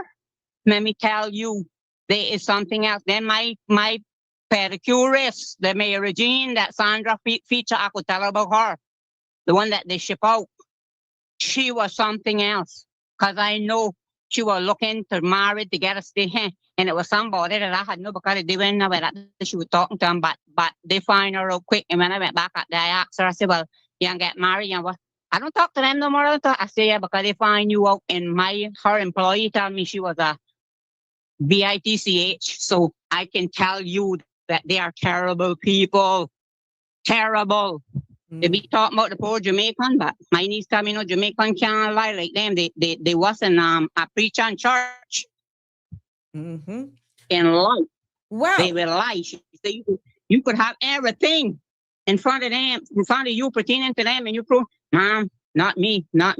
And this and that. And I say, so sometimes, she can't hit them, but she feel like if she had Samson's strength, she would strike them right out in front of her. But she can't do it because she's been working 30 odd years and that's her job. But she say them people are devious. Devious. Well, you wouldn't even give us an opportunity because you came in like a wrecking ball. But thank you for your feedback. Welcome back, Miss Shelma. I already have stress out, but glad to be back up in my bush. But Jesus, Lord, more stress than when I was in Florida. I wish I could have seen but Trump probably would have soon run my back because I only had till the 30th of May. But I don't know. And then the man asked me, then they give me harassment at the airport with Bellary feed. Because, I mean, how stupid. Yeah, yeah, but then the letter was in the thing from the doctor, Dr. James Cordell from Moffitt, and they had it, the stipulations. And if it were any questions, call his nurse or reach out to him. And the man can tell me, and he made me lose my little $20 that my daughter gave me, buy my little hamburger and drink, and I had no money. through the stupidness because my bag. But when the guy we were going through, he said, everything else was nice. They never put us through the whole big machine. They just make the rig went through the gate. When I was going to lift up the shirt to show the woman the tube, he got, she said, "Man, that's okay." And he said, when I tell him, I said a backpack because I had to feed him before the flight leave. And we had four liquids while he eating the nestle, whatever, Tucal or whatever. And then I had the 2 bottles of water, the 2 little syringes, the container that I have to put the water in the syringe. So the man told me, he said, well, we're going to take them out and we're going to put them in the bin. We take them out the backpack. He put them in the little gray bin, put the letter in that, open up, and put my handbag in it. When we come through, I get my little carry-on suitcase because that's all I had. And he had his backpack and I had my purse. I looking for his backpack, my purse. The man down the end had it whole up. Then he got tell, I said, well, sir, what happened? He can't tell me that the cartoon from the formula showing something. I said, but sir, what it could show? I said, and then he would start talking. I said, sir, there's the letter from the doctor. I said, who would put, I said, it's been in our presence at all time. Nobody had no handling with this. And he's my husband. I even give him more. I said, for 53 years, he's sick now, but I don't want to kill him. I said, so why I can put something in something that he got to drink? Then he said, well, it was sure. I said, well, okay, do you want me? Or no, I gave him permission to open it. He said he wasn't going to open it. So he bring one. I said, well, bring it. I will open it and show you. He bring the little container but he hold it and I pop the cover on it. I said, see, it's a milk liquid. Then he said, and he have one little thing. I said, but you're not going to push that down in this. And he said, because I said, I'm going to have to throw it away and it's very expensive and we can't get it back in the island. So he, that he was going to have to pour, I said, well, pour some out. And to me, it was like one of these little old papers that they give you, but I guess it wasn't that, but that's how I would pass it. Like why they give you when you're going to sample the perfume, something long weight like that. You pour some, and then he push it up in some machine, and then he tell me, cover it back while I cover it, and then he say, make sure that you know that this is the one open. I say, well, yes, sir. I put that down in the glass that I had with the cup, solo cup to put the water in. I stand it up down that to make sure now that that's the first one I feed him, and then he push it through, and he say, it's good. I said, sir, see, but doubts people. I said, but when they got to do their job. They got to do their job. I know, but then it's so stupid. I mean, he had the thing. He had the letter from the doctor. You think the doctor? I don't think they're corrupt that they gonna try to make anything get through security. I feel like telling them, but I said the problem one band. I feel like telling them when the bomb gonna come through and I'm gonna fucking find it. I say no. You wanted to get hold your mouth, hold your tongue. Hold your tongue. God control this tongue because they wanna because the things slip through them and they don't even see it. So stupid that the only problem I had, and with and everybody telling me, you don't have no problem with that guy got a letter from the doctor. He got a letter from the doctor, signed by the doctor, Moffitt Hospital, heading on the top of the letterhead and everything, and he's a little old shit. Yep. Let everybody hear, Shelma, they're welcoming you back. Damien Henry says, Damien says she's back. Kaboom. The man came on Airways because they were nice and thing, and he said, are you coming back? I said, sir, I don't know. I said, because traveling used to be pleasure. I said, I'd like to go Strawberry Festival in Busch Garden. He said, well, did you go? I said, yeah, I went, but they were hot. I said, well, I didn't get Busch Garden after my husband got sick, but we went to the Strawberry Festival one day before it ended. Then he said, and I said, I've been coming to Tampa when my kids were small and they're young man and woman now, you could say. Yeah. Then he said, yeah, he said, because from 911, he said, traveling went. And then after the pandemic, I say, yeah, now it's worse getting, and he's saying it can get worse. And I tell him, I say, what I see, I said, because he's supposed to come back by the 16th of May, but I'm in June, but I don't think I come and my daughter can help him and get him probably and bring him back. I say, because traveling now is a hassle. Plus it's expensive. Yeah. We had to pay Cayman $290 for 6 pieces of luggage. Okay. And I say it's expensive, and then the money is not like before. So I say, what I've seen in my life at 71 years, I think I can stay at my bush and look at the owls when they come out and the frogs when it rains. The man say, I like you. He said, I like you. I say, I don't think I won't go anyway soon. Well, the love has definitely been coming across here with Shelma. And I think, so that was a typo from our friend Denver. Denver is welcoming you back, Miss. I've seen him today. Yeah, that's what he said. He said, "Oh my God, Shelma, welcome back. Good to see you all today." I'm gonna go running tomorrow again, 3 o'clock. Trying to for it to start his stuff. I try and buy one car, but I don't know. But good, I got good friends. Mm-hmm. Yep, Soka is confirming, but that was a typo, Soka. Darlene is laughing, but I mean, at the end of the day, Melita says, "Hi, everyone." Melita's in the house. Would you think that they wouldn't even question you about your husband, my friend, being through that? At least thank God somebody still love me. Some hate me, but some love me. No hate here. No hate here. Lots of love. I hear my friend, Mr. Balika. Yep. Yep. Yeah, so okay. That's her. Thank you, my love. And welcome back. Happy Easter there, but I'm not going camping. I can stay right at my little Moros and my little 2x4 house. That's right. Thank God for it. I don't want no bank. It's not a prettiest, but it's for me. Mm-hmm. There we go. Anyhow, right. She's back. Okay. She's back, ladies and gentlemen. Okay, a little later. Yeah. We'll make it. God is good. Amen. There we go. The one, the only Shalma is back. Mm-hmm. Yep. Let's continue. Thanks for that update, Shalma. We gotta love this space. Look at him. And while Miss Shalma was on, let me digress. Look at what one of our WhatsApp people sent us. Siobhan, you wicked. Siobhan, you are wicked.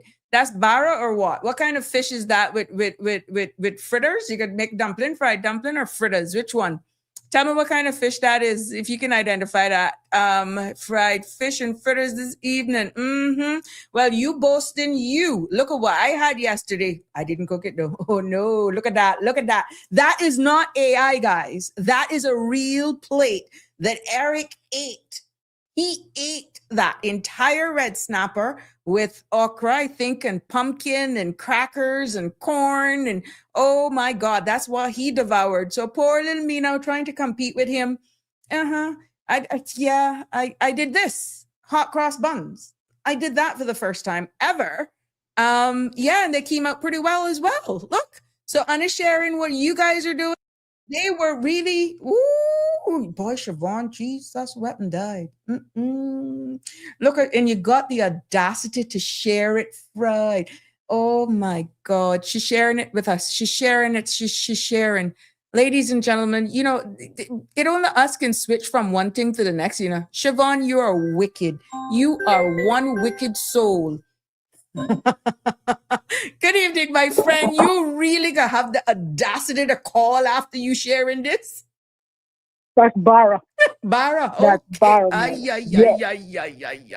The sweetest fish in the sea. Yeah. Ever was, ever is, ever will be. And here are you eating tuna? Elbow bend in, mouth opening. Oh my God. Well, thank you for sharing. Thank you for sharing that with us. Melita says she just did curry goat. Oh my God. It must be the season. Well, I can come for some of that too. Yeah. You guys are something else. So you're going camping? Thinking about it. Okay, good. Still thinking about it. All right. Well, at this rate, girl, you don't have to go outside. What I see on the screen? No, exactly. It had looked I'm like a glamper, not a. I'm a glamper, not a camper. Oh, I know the feeling, girl. I know the feeling. Yeah. No. Thanks for sharing with us. Definitely. You're welcome. Bye. All right. Bye. Oh my God. I just got to love my people. I got to just love my people, you know. Look, Denver said, that's 3 days of food for me. Oh gosh. It wouldn't last anything. It wouldn't last no time. But let's get back here. I see where Carrie had shared with me about the work permit, and somebody had a question about moving from one employer to the next. Kim Brack, Bass Island says, let us not forget that when the work permit expires, that the 10-day grace you are given is to depart the country and not floating around looking for another job or competing with unemployed Caymanians. And she further said, only in extreme circumstances, but it's not normally allowed. Meaning, and I think what she was saying here is somebody had said in regards to persons arriving here as visitors and they go and they look for jobs. And she's reiterating exactly what I said, that work permits aren't given. It's really in extreme circumstances. Okay. Plain and straight. So also, how are they changing while they're here? I thought it. Hold on 1 minute. Hold on 1 minute for me. Also, how are they here changing employers while they're here? I thought if they quit or got fired, then that person would also have to leave the island for a new permit. That's only going to take effect when the new system comes into play, plain and straight. So that is what's proposed under the new thing, where they were actually having, I think, 2 years, or you had to wait based on the terms and conditions of you leaving. But again, with things keep changing, we have to, you pretty much have to just watch Facebook and see what they're posting to know, or you listen to one particular radio station to get all the updates. Good evening. Welcome back, Ms. Shalma.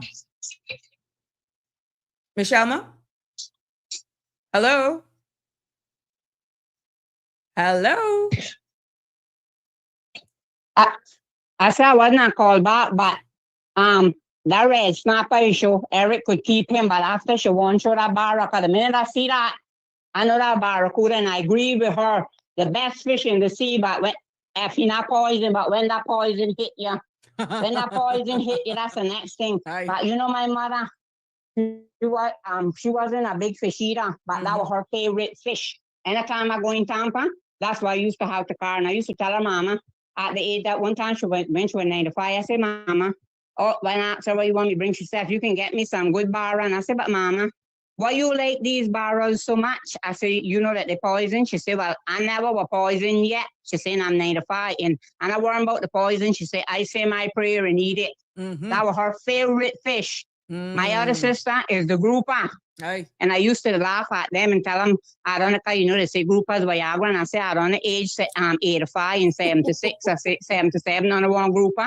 Oh and God. They used to laugh. But I will tell you what, John Franklin, tell me about the red snapper, but I can't say that on the show. I'll tell you about it. He used to tease me about these red snappers, about Honduras. I'll tell you what he said last time, but I agree. Barra is the sweetest, and only 2 fish I eat, or 3, goggle eye, barra, and kingfish. Aye. Apart from that, and I'm no fish lover, but I don't want, and I'll eat turbot and old wife, because I'm afraid of bone. And I don't like them little small fish, but the red snapper, I don't want him. Barracuda is the best. Thank you. But you know what one old man from Cayman tell us? He said, when you fish for a barra and you catch a barra, and just as you lick him, I know sometimes they still be live and you got to hit him to get the hook up from him. He said, if the fish, if he dead right away, you could throw him back in the sea because he poisoned. But if he hard to die, you could eat him. But I used to try him with ants and put American dime, and then I used to boil American dime and piece of the flesh, and they say, but that was when you get the real copper ones. Right. And they say that if that turned black, you could have thrown that away. But then somebody said, I tried on a cat, but they say no cat done 9 lives. Because I remember one time, my friend, Miss Bush, had tried on a cat, and it was poison, and it poisoned the people that eat it. But next morning, they were looking for the cat, and they couldn't find him nowhere. But then they see the cat come back, and I said, well, they say cat got 9 lives, so it poisoned the people, and never killed the cat. There we go.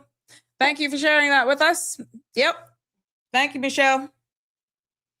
And Siobhan also sends us pictures of the fritters now that she's going to eat with this barra. Oh, my God. Anyhow, you're getting me hungry. Lewis says, honestly, Sabrina, Customs and Border Control should conduct random inspections to ensure that these individuals are living in the places that they claim to be living. Many of them live in their vehicles for a long time with no proper leasing agreement. They live by their friends during the day or go by their friends to sleep, and at night they go to work. They are taking advantage of Cayman. Why are they taking advantage of Cayman? This country feeds them, and this is how they are paying the Cayman. To be honest with you, this is a delicate one, to be honest with you, because we're not actually going to take blame for what they're subjected to, because nobody should be subjected to some of the allegations that has made it on a public platform. Bottom line. What this actually highlights, Lewis, is that we need a stronger and better enforcement arm. This, my friend, is what this is screaming, your questions on the bottom. If we had better enforcements, maybe more personnel, knowing what they should be doing and willing to do it to guardrail and safeguard the legislations that are put in place, because laws, policies are no good if they're not enforced. And what this is screaming is that something is wrong. We saw where on the Cold Hard Truth, where block and parcels were given for locations, and this is to be confirmed, that didn't align with the physical address. Now, you would ask, who should be checking that? Is it the person who is processing? Or are they just making sure that they're looking at it to see that the I's are dotted, the T's are crossed, but validating what's actually on the application form, as long as the space is filled with something, it doesn't have to be the right thing? We don't know. We don't know. And this is why now, with this Pandora box being wide open, some of these things now, there's more than just a check the box exercise before it's placed on an agenda for a decision to be made. Some serious due diligence is going to have to go into the processing of these things, which means accommodation sheets that bear the wrong block and parcel that does not really even align would be caught if certain things were put into place. And it is now said that, and it came out as well in regards to self-certification of medical and pension, that is no longer, that is something come January of 2027, that self-certification now is going to be no more.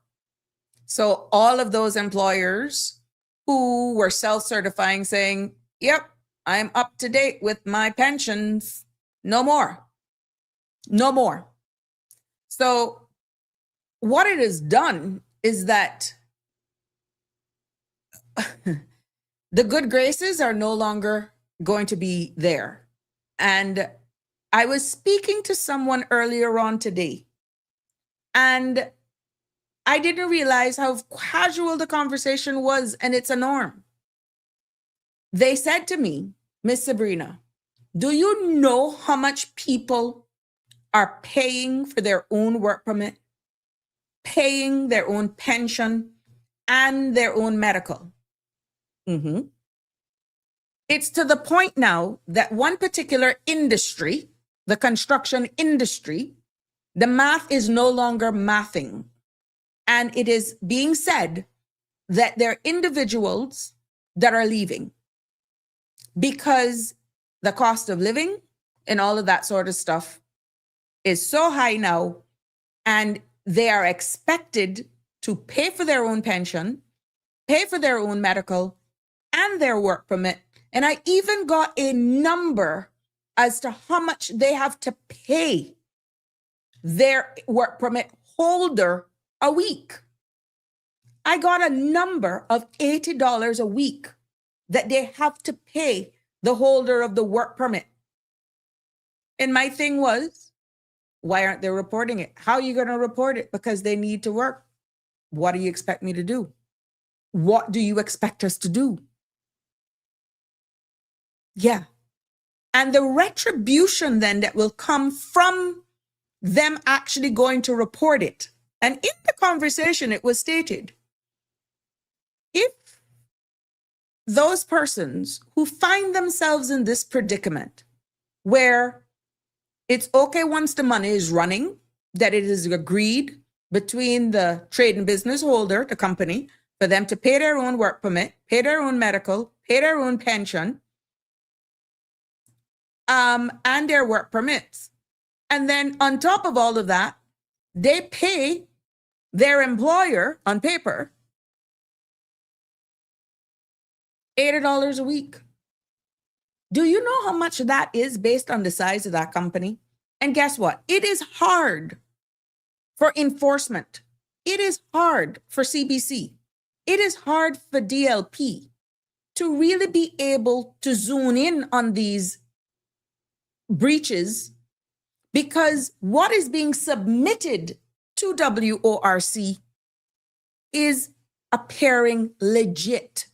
Nobody's asking me as the employer or the agent, where did you get this money from to submit this application? You assume that everyone is following the law. Alert, there are a lot more out there right now that are self-paying their work permits than there are employers who are paying for their work permits. And they're actually acting as brokers, their own brokers. Unless these persons who are doing this band together and say enough is enough of this foolishness, and they're willing to come together as employees and stick together. The saying is, you're as strong as your weakest link. Enforcement will have little to no grounds to prove it. Now, one may say, but they have the right to go. You yourself, Miss Sabrina, says that they have the powers to go in and do it. Yeah, they do. What are you going to find? And even if they interview the staff, you're still letting the staff back out into the pig pen, into the environment for them to, if they even give a statement that is factual and all their stories align. Yeah, let me tell you something. The only how it's going to stop, and that's if some of these individuals who are being taken advantage of help themselves. You can't expect a system to help you when you can't help yourself. You are enabling this type of extortion, this type of slavery, when you do not stand together and come up and speak up. Well, I have my house I want to finish. I have 2 children that is going to school and I'm the only one that well, take what you get. Literally, I had to honestly just say that. Take what you get.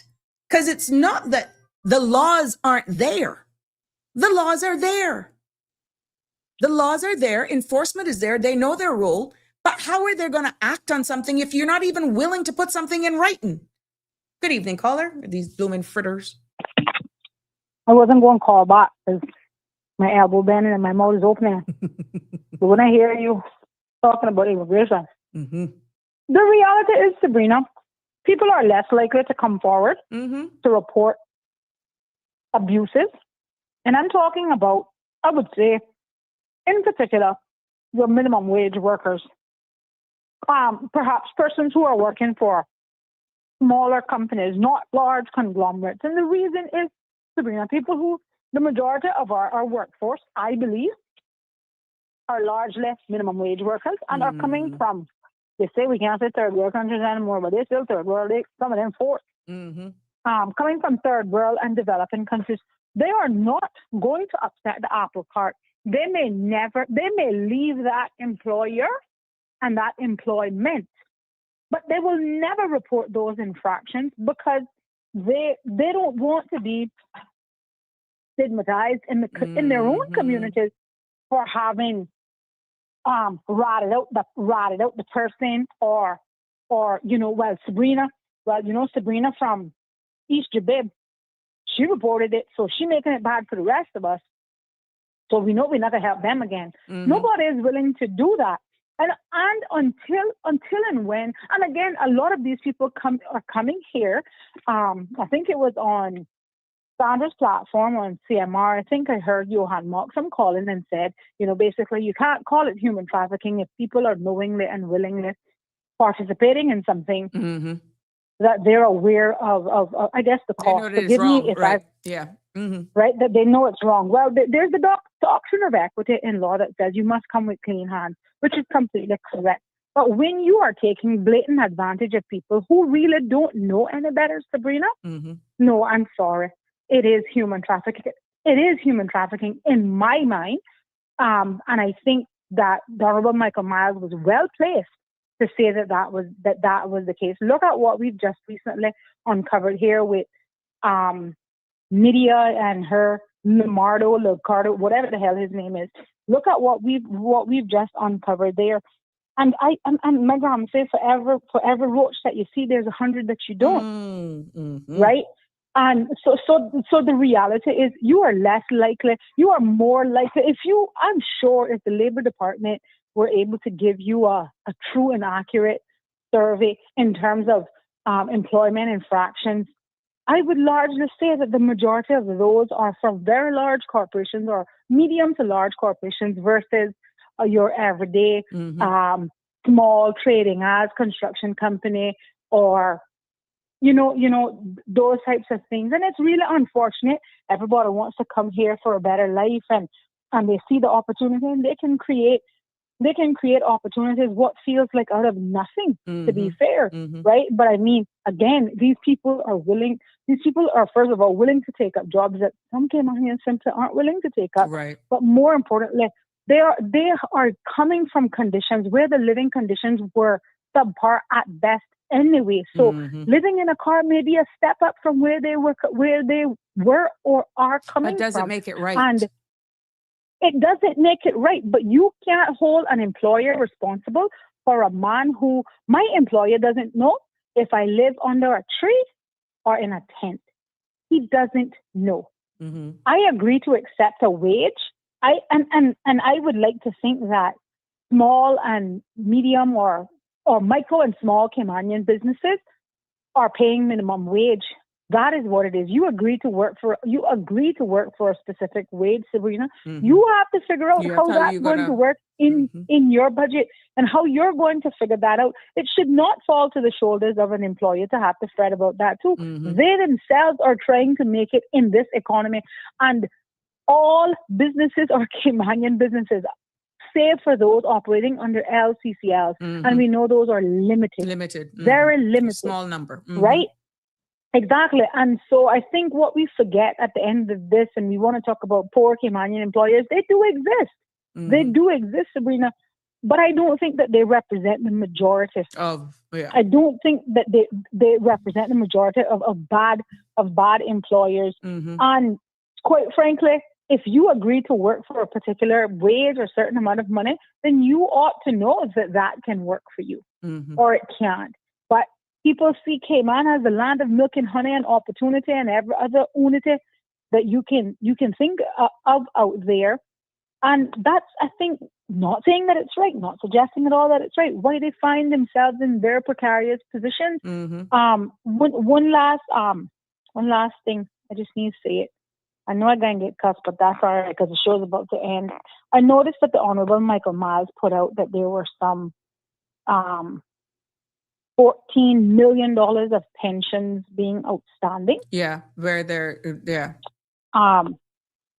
I recall on one of the platforms, I believe it might have been Sandra, I will not call the MP's name. I think there were 2 MPs at that last election who had thousands and thousands and thousands of dollars of pension funds due and owed to either former employees or in some cases current employees. I think that government needs to set the tone and they need to lead by example. That includes paying pensions for your employees. You should not be an MP engaging in that kind of badness. It looks bad. Loud and clear. It looked bad. But I just want to tell everybody paying attention. I'll leave it there. All right, thanks. I'll try to stealing another quick call as we wrap up today's episode of Sabrina Speak. Julian, please. We ask people for respect here, and we do not and will not actually entertain this type of commentary. Please, I will give you one warning. Otherwise, I will ban you. Good evening, caller. You're live on Sabrina Speaks. Well, good evening, Sabrina. You're not Brandis Braca yet, but that's good to know. Anyways, it is 7:01 and we end at 7. So yeah. Sorry. Well, anyway, I'm just calling in respect to all of this stuff going on with the employment and work not doing their job. And listen, I had a Filipino worker who forged my signature on documents to submitted work permit application forms for her family members. I didn't even know those permits had gone in. They paid for it. I didn't even know.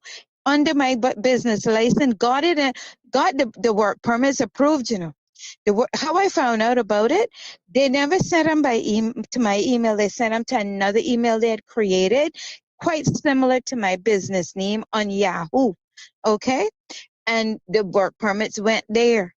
And then that's how I found out, was when immigration called me. I can't remember, something about one of them had overstayed. And I'm like, I don't have this person employed. They're not my employee. Listen, you got to be careful as a business owner when you hire certain nationalities to work in your business. When you hire anybody, you draw the lines in the sand. I agree with that too. You draw the lines in the sand, straight up. It's just certain things you do not allow them. And this is the problem. We become too cushy with our thing and the employer versus employee relationship. And then sometimes you just pour your heart out, and that's not good. I wasn't cushy with my staff after getting robbed in the past. It was the fact that they were in my office and they could get access to stationery, letterhead, my signature on their payment statement and stuff like that they can superimpose on an application form. And so on and so forth. And all of this stuff, the problem is with that is when you go to that counter to submit that work permit, the WRC should have some sort of a system in place where they communicate directly to the business owner to say, hey, did you submit a permit for so-and-so? And that way you can say, okay, no, I didn't. That's not me. I didn't submit that permit. But they don't offer any sort of customer care protection service. They just gravelicious and take the permits and take the money and approve them. And nobody sees that certain people are walking up to the counter with cash in their hand to pay for permits and stuff like that. And things like that should be questioned. You should not be allowed to walk into the WORC and pay cash for any work permit. It's either a company business check, they're not on the government list, or a bank draft, or a debit card, or a credit card, or something, or online transfer, and give them a proof of that, something other than cash. They have to improve the security aspects of our systems going forward. Otherwise, we're going to constantly get fleeced, defrauded. I mean, I would like to know how many little micro businesses didn't, how that happened to them from somebody doing that, putting in permits under their business name. Because all you got to do is go on the TNB. You got to publish your license anyway. And if you did not even see your license, they can go on the reports online and see your license and take the information off of that to submit their work permit. Who's doing the checks and balances is what you're saying. Yeah. There's absolutely none. Yeah. Anyway, thank you again. Have a good evening. Likewise. Take care. Well, there we have it, ladies and gentlemen. Thank you, all of you, for tuning in today. Thank you for all your comments. Thank you for your calls, for sharing with us exactly what you're doing. And even though we didn't even get into what I intended to do today. But you know what? That's what I love about this space. It's your space. And I'm living up to prove that is the case. So whether or not you're home partaking in bara and fritters, or you're going to be like me, have a cup of coffee and a hot cross bun, I want to wish you a very good evening. Thank you for being with me, and thank you for showing up here every evening. And until tomorrow evening, please be safe on our roads. Love you lots. Good night. God bless. That's a wrap for today's edition of Sabrina Speaks. Thank you for tuning in and for being part of the conversation. Remember, the dialogue doesn't stop here. Stay engaged, stay informed, and most importantly, stay empowered. We'll be back tomorrow at 5 p.m., same time, same place, right here on CMR TV and radio, where your voice matters and your truth is heard. Until then, Cayman, take care of yourself and each other. That's it for today's edition of Sabrina Speaks, where your voice matters, your story counts, and your truth is always welcome. Join us weekdays from 5 until 6:30 p.m. right here on CMR TV as we dive into the topics that matter most to you. Catch the show live or on demand at cmrtv.com. And don't forget to follow us on Facebook, YouTube, and Instagram so you never miss a moment. Until next time, stay informed, stay engaged, and always speak your truth.